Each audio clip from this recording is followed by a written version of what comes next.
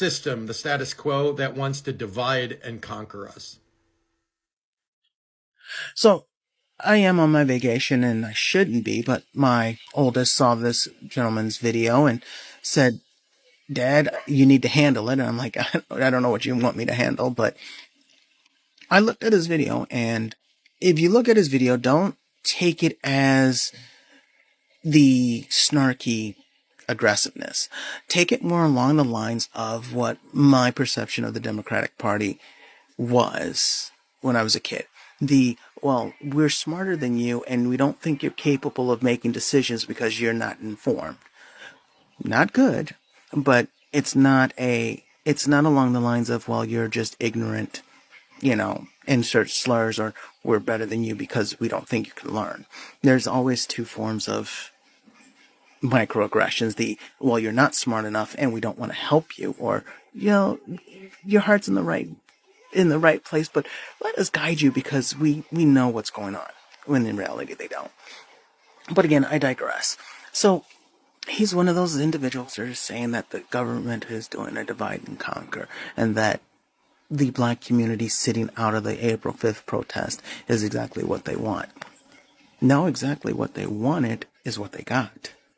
Was to sow enough division, enough reasonable doubt in the majority community, the white community, to allow 22% of the population to vote in this current administration.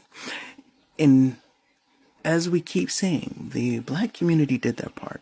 When it came time to the election, when it came time to voting people, we actually vote for people that hold our interests in heart, instead of just voting because, well, that person's always been there, or because it's easy, because it's never been easy. And one of the few times where we did our part and you guys dropped the ball, we're not here to pick up after you. We're here to wait and see if you guys on this April 5th can actually, for lack of a better term, protest like the black community has protested for centuries, it feels like, decades at least, since the 40s and 50s, probably even before that, since the 20s. Remember, we have been protesting and fighting a unjust government for 200 plus years now, almost 250 years. Remember, my ancestors were slaves. And during that 200 years, every single time our community, black Americans, minorities, were the ones that suffered the greatest loss before the white community came in and said, okay, that's enough. We need to stop this. It took the white community to finally stand up and say slavery's wrong.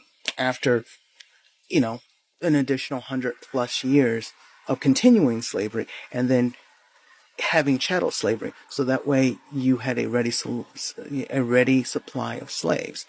Then it took another 100 years of marching, protesting, of people dying, whether it was lynchings or razing of cities. The stories of Emmett Till and Tulsa, Oklahoma, and the video, the television, the televised assault on black people. Remember, it wasn't white people who were getting attacked by dogs and sprayed with fire hoses at full strength. It was the minorities. It took, in the 90s, Rodney King getting assaulted by 5 police officers, and then those police officers being acquitted. They're being acquitted before the white community said, okay, you know what, maybe we should take a look at it. And even then it wasn't enough. Then it took Trayvon Martin to look at the stand your ground law. It took George Floyd to finally some idea of, hey, maybe we should look at police reform. Every single instance of those examples of progress, it ended up being that it was a minority, a black person, that ended up having to make the ultimate sacrifice before white people said, hey, you know what, maybe we should fix that. Now we can juxtapose it with other movements. Child labor laws, yes, a lot of kids died. Women's rights, not too many. I don't think there was any women per se that paid the ultimate price for voting. Being jailed, yeah. Being admonished, sure. But being outright killed, no. You can even with the only other marginalized community that is even remotely close to that is the LGBTQIA plus community. They're the ones who have made the ultimate sacrifice. So what the black community is doing is saying, hey, you told us if you vote, your vote will matter, and that's how change happens. Not to protest, not to do it this way. You can protest, but this is neither the time nor the place. We're done listening to your guys' instructions. Because, to be quite honest, it is the instructions of the white majority that is getting the black community's people killed. So now we're at that point of, we're not saying we don't want to protest. We are just as angry, as frustrated, as seething about what the administration is doing. But this is the time where we're saying, white people, are you willing to make the ultimate sacrifice for progress? We're not here to be your symbolic death to motivate you. Go look at movies and medias. Who is it that dies that motivates the hero? It's always the black person that dies, the kindly black friend that gave sage advice to move the hero's story along. And you guys have been programmed to be as such. We could even say it started with a benign and powerful book like Uncle Tom's Cabin, where it took the death of the protagonist, Uncle Tom, to motivate the change in the perception of slavery. We're tired of dying to motivate you guys. That is a reactive thing. If you understand the history, and this is when I employ the other guy, if you want to talk about history, then look at the history of all these movements that white progressives finally jump on the bandwagon and see who is it that pays the ultimate price before you guys get off of your butts and do something. We're not as the term goes, we're not your meat shields. Not this time. And as a matter of fact, it shouldn't be any time anymore. It's your guys' turn to go out there and show that you seriously understand what's at stake here. We're not coming out there to be the distraction. We're not there to be the diversion. We're not there to be the boogeyman. We're not there to be the spark of the revolution. Not anymore. Because as it stands, even though it's getting better, we are an endangered species right now. We can ill afford going out there and sacrificing any more of our young black men and women for a cause that was self-inflicted by the white majority. Sorry, we've seen this played out so many times.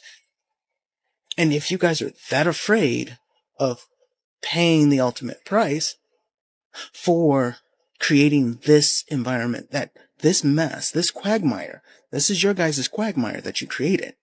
And if you're not willing to pay the ultimate price or risk your life for it, then why should we?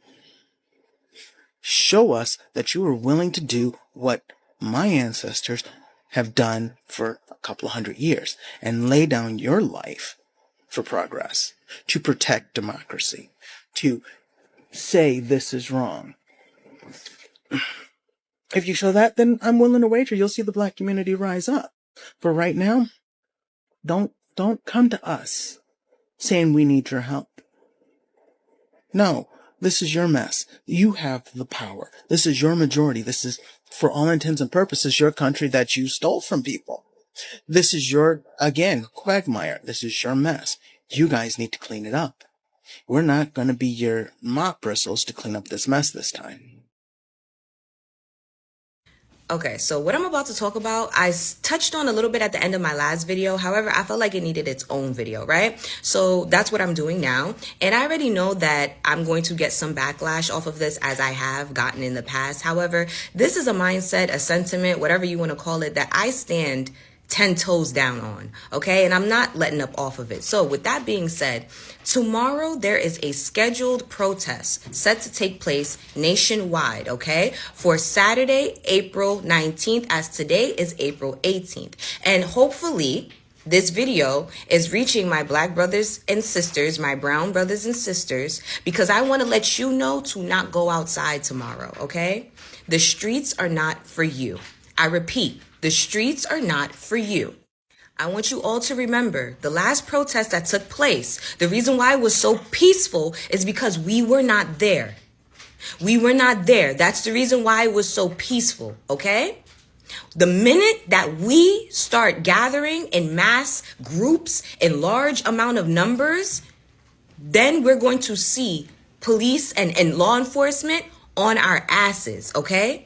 And it's not even just having to deal with possibly getting by the police.